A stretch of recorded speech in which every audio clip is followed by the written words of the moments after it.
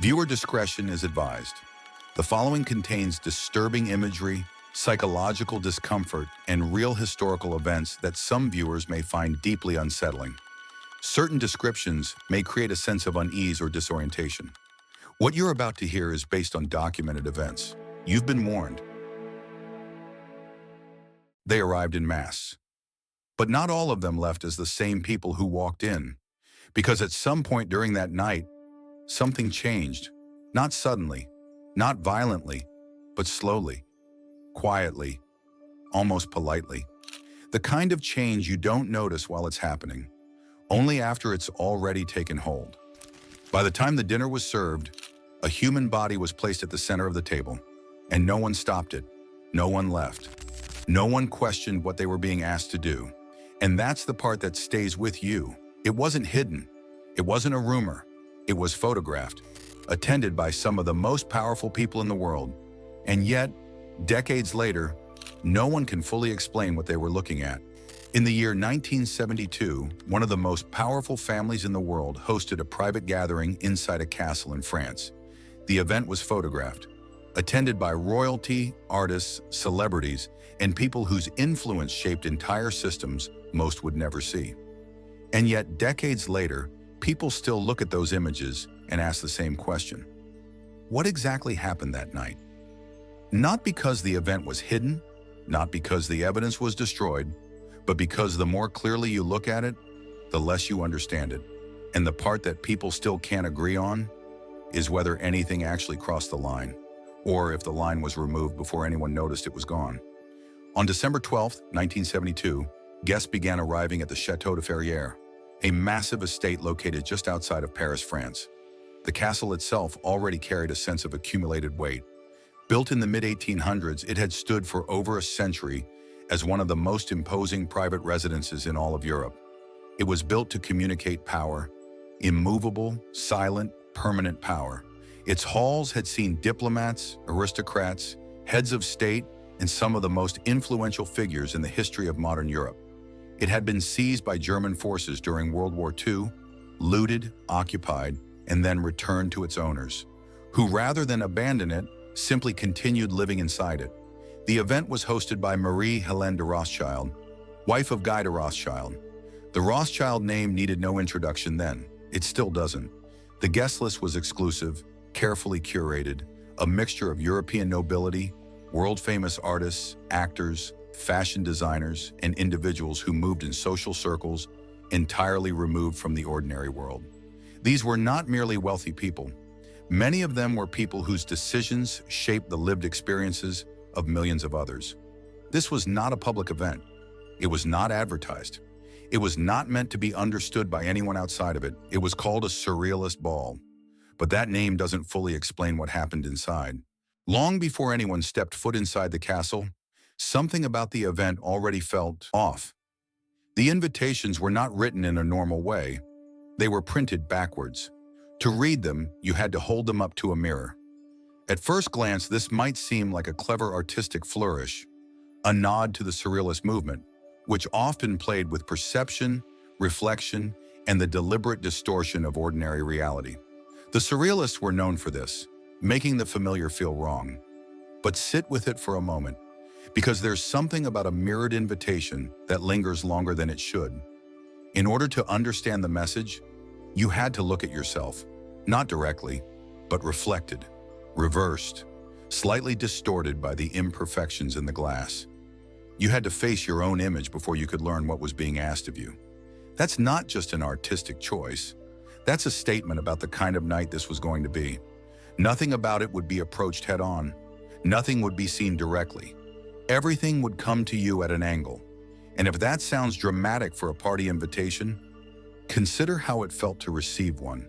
Consider what kind of event requires that level of psychological setup before a single guest has even left their home. The Surrealists understood something about the human mind that most people prefer not to think about. That is surprisingly easy to destabilize. That the sense of reality we carry with us is not as fixed as we believe. The invitation was the first step. As guests approached the chateau on that night, they were not simply welcomed inside, they were led. Guided through a carefully constructed entrance designed from the very first step, to disorient them. Accounts from those who attended describe a maze-like approach, a controlled route that forced guests to move through the space in a specific way, at a specific pace, encountering specific things in a specific order. The grounds themselves had been transformed. Natural features of the estate were altered or hidden. New ones had been added. Things that didn't belong, positioned deliberately to create a sense of wrongness without obvious cause. The lighting was unlike anything you would find at a conventional gathering. Deep reds, dim, uneven tones that shifted as you moved through them. Shadows that fell in directions they shouldn't have, given where the light sources were. Some guests described a sensation that the building itself was glowing, radiating heat and color from within, like something alive and feverish burning just beneath the stone. This was not decoration. Decoration serves a setting. This served a purpose. Every element of the arrival was engineered to begin a process, a subtle, gradual process of untethering. By the time guests reached the interior of the chateau, they had already been walking through a carefully constructed, psychological corridor for several minutes. They were no longer approaching as themselves. Something had already shifted, and whatever they were walking into it with their defenses already lowered. Some of the windows had been covered, not just to control the light, but so no one outside could see in. Once inside, the atmosphere didn't return to normal. If anything, it deepened. The staff were dressed as cats, not in the playful, costume way you might expect at a themed event, but as something closer to a performance of what an animal actually is. They didn't just look the part, they behaved it, moving in ways that didn't align with how humans normally move, crouching where they should have stood, remaining still in corners where motion would have been expected, speaking minimally, if at all, communicating through gesture and posture rather than language, existing somewhere in the uncomfortable space between human and something that had chosen, for the evening, to be something else. Some accounts describe them appearing without sound, already standing nearby, as if they had been there longer than anyone realized. It created a strange and deeply unsettling dynamic. The guests at this event were some of the most powerful, most recognized individuals in Western society. Politicians, aristocrats, artists of global renown, people accustomed to being surrounded by other humans who acknowledged their status, mirrored their behavior, and responded to social cues in predictable ways. And here, the environment around them refused to cooperate. The familiar social architecture had been quietly removed. Status carried no obvious weight. Recognition operated on different rules. The people serving them had opted out of being people for the night. Accounts from that evening consistently describe a creeping sense of detachment, a feeling that the event was pulling reality slightly out of alignment. The way a dislocated joint doesn't prevent motion entirely, but makes every motion feel wrong in a way that is difficult to explain to someone who hasn't experienced it. And the night had barely started. As the hours moved forward, guests were invited to dine. But even this, the most grounded, most ordinary social ritual there is, the simple act of sitting down together and sharing a meal, did not resemble anything normal. The tables were covered in materials that had no business being near food. Fur. Some accounts describe plates lined with fur. Surfaces that should have been sterile and clean, contaminated with the texture of something animal and intimate. The sensation of reaching for a glass and feeling something that shouldn't have been there. Taxidermied animals were positioned throughout the dining space, not mounted on walls in the conventional way, not displayed as trophies, but placed at table level, at angles, in poses that gave them the appearance of watching, participating, waiting. The food itself was presented in ways that deliberately obscured what it was. Familiar things made to look unfamiliar. Colors that didn't correspond to expected flavors. Textures placed where they shouldn't have been. Presentation that prioritized psychological effect over appetite. Nothing about the table looked like something you would want to eat at. And then, something happened that no one there could unsee. At some point during the dinner, the exact timing varies depending on the account, a dessert was served. But calling it a dessert understates what it was. It was a human body, life-sized, crafted from food, shaped with extraordinary precision, presented at the center of the table on a platter. A full, recumbent human form, executed in edible material, unmistakably shaped to suggest a person lying still. There are photographs of this. This is not speculation. This is not exaggeration. The photographs exist, have been authenticated, and can still be found.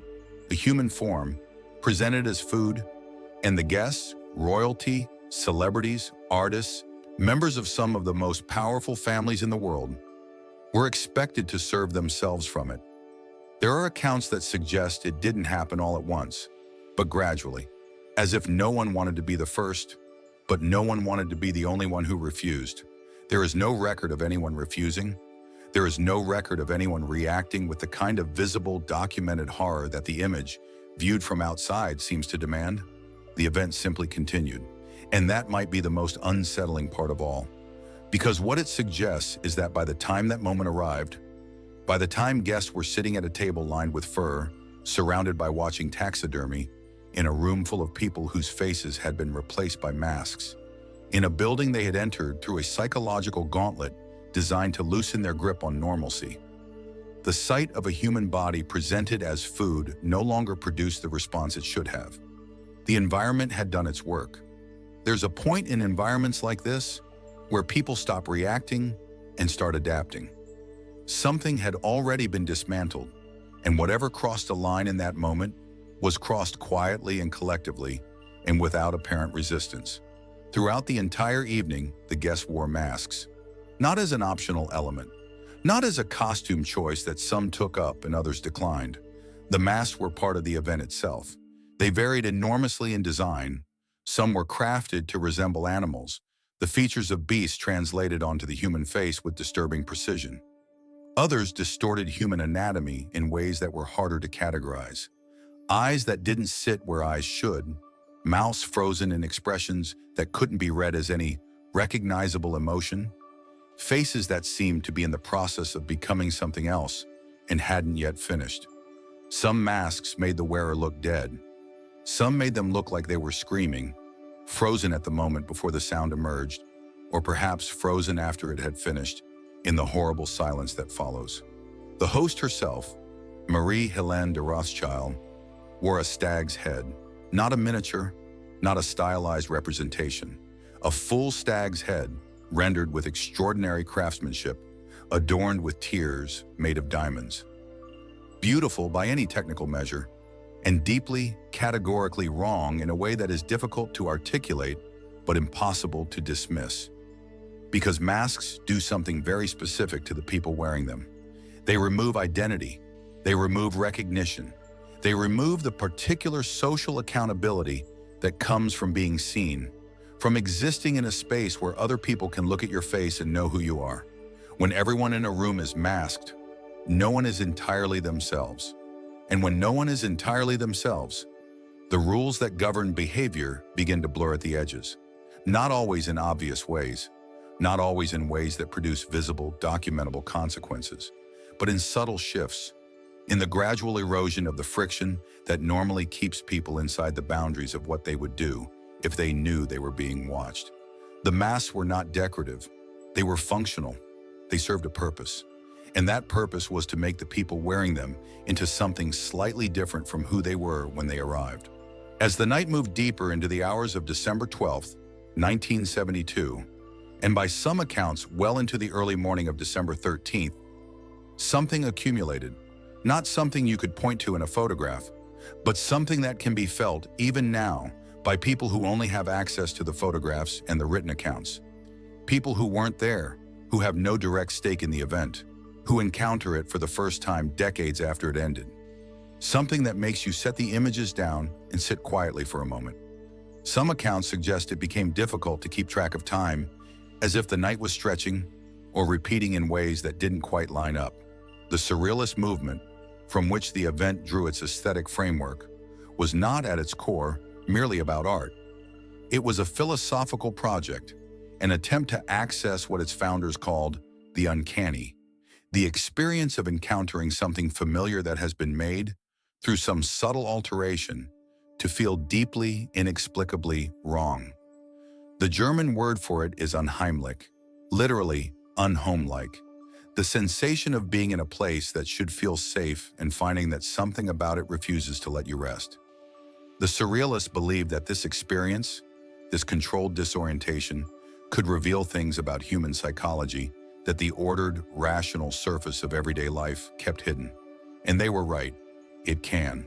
But what it reveals is not always comfortable. What it reveals sometimes is how thin the structure is, how close to the surface the other things sit, how quickly, under the right conditions, behavior can begin to drift from what is expected toward what is simply possible.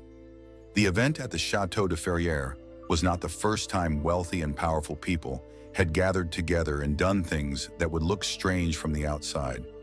It will not be the last. But it was documented, and it was photographed, and those photographs still exist. At this point, there is something worth asking, because everything you've heard so far, every detail, every description, every element of that night is based on documented, photographed, verifiable reality. This isn't a legend. This happened. On December 12th, 1972, in a castle outside of Paris, and the evidence is still accessible. So the question becomes, what does it feel like to you? Does this feel like art? Does it feel like an elaborate performance by people wealthy enough to make excess look sophisticated? Or does it feel like something else? Something that was dressed in the language of art, housed in the architecture of art, justified by the history of art, but aimed at a different target entirely? If this feels like something you shouldn't be looking at, you're not the only one. Comment the word mask if something about this feels off. And if you want more stories like this, subscribe to The Silent Scream, because what comes next is where the questions get harder to answer. Officially, in every documented, attributed, verifiable account, the event at Château de Ferrières was an artistic gathering, a surrealist ball in the tradition of grand European social spectacle, designed to celebrate the aesthetic of surrealism and express the imaginative ambitions of its host. That is the explanation that exists in the historical record. And on its own terms, it is coherent. Surrealism was a real and significant artistic movement. Its founders, André Breton, Salvador Dalí, Max Ernst, René Magritte, Man Ray, produced work that genuinely challenged the relationship between conscious reality and the unconscious, between the ordinary and the deeply strange. The images they created were disturbing by design. The discomfort was the point. In that context, an event that used fur-covered tables, masked guests, and a human-shaped dessert to create an atmosphere of sustained psychological unease isn't out of place. It's consistent. It's almost expected. And yet, why does it still feel wrong? Decades removed from the night itself, far enough that no one present is likely still living, far enough that whatever actually happened has been sealed inside the memories of people who are no longer here to describe it. Why do the photographs from December 12th, 1972 still provoke the same response in virtually everyone who encounters them? Why does looking at them feel less like looking at art and more like stumbling into something you weren't supposed to see? What makes this event disturbing is not simply what happened inside it. It is the sophistication with which it was constructed. Consider the sequence. It begins with the invitations, documents that require you to look at your own reflected face before you can read what is being asked of you. It continues with the approach, a controlled, maze-like pathway through engineered lighting that begins the process of perceptual destabilization before you have even entered the building.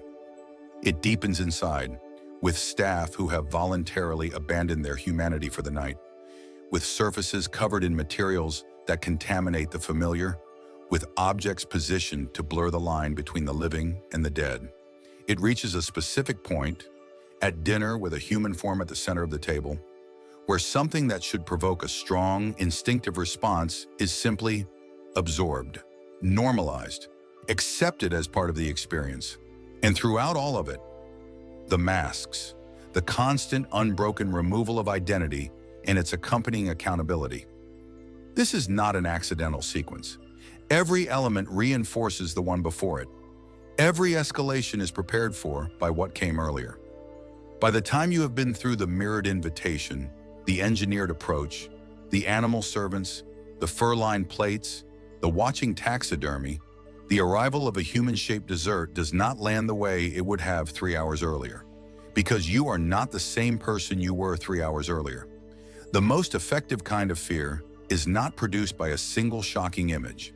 It is produced by an environment, sustained, accumulative, almost imperceptible, that slowly erodes the ground you are standing on until you reach a moment where you realize the surface you thought was solid has been undermined entirely.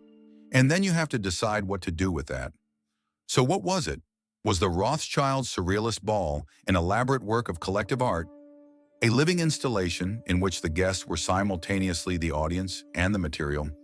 Was it a social experiment, a test of what happens when you take the most powerful, most insulated people in society and strip away, systematically and with great skill, every psychological safeguard that normally governs their behavior? Was it a ritual, a performance, a statement? Was it something that doesn't have a name yet? Something that exists in the gap between categories? Too strange to fit inside any single definition? Or was it exactly what it claimed to be? A party, a strange, excessive, deeply bizarre party hosted by an extraordinarily wealthy woman in a castle outside of Paris, attended by people with the resources and the taste to pursue strangeness at the highest possible level of execution. The honest answer is, we don't know. We have the photographs, we have the accounts, we have the date, the location, and we have the names. What we don't have, what we may never have, is certainty about what those photographs are actually showing us. And that uncertainty is not a failure of the historical record. It may be, in some sense, exactly what the event was designed to produce. Nothing about that night was hidden in the conventional sense. It wasn't conducted in secret. It wasn't erased from the record. The photographs were taken, developed, and distributed. The guest list was noted. The date was recorded. And still, decades after December 12, 1972, people encounter those images for the first time and experience something that stops them. Not confusion exactly, not simple curiosity. Something with more weight than either of those, something that sits. Because some things disturb you not by what they show, but by what they refuse to explain. The Château de Ferrières on December 12, 1972 is one of those things. It was seen, it was documented, it was witnessed by people who were there. And still, it doesn't fully make sense. And that, more than any individual image, more than any specific account, more than the mannequin or the diamond tears, or the mirrored invitations, or the staff on all fours, is what stays with you. The feeling that something happened that night that the photographs can't contain. That whatever it was, it looked right at the camera. And it knew someone would eventually be watching. If this unsettled you, if it left you with more questions than answers, if there is a part of you that wants to look away from those photographs, but finds that you can't quite make yourself do it, you are not alone. And there are more stories like this one. Real events, documented history, things that happened that can be verified, that have evidence, and that still somehow feel like something they are not supposed to be. Subscribe to The Silent Scream, because some things aren't meant to be understood. And sometimes, the more clearly you look at them, the less certain you become of what you're seeing.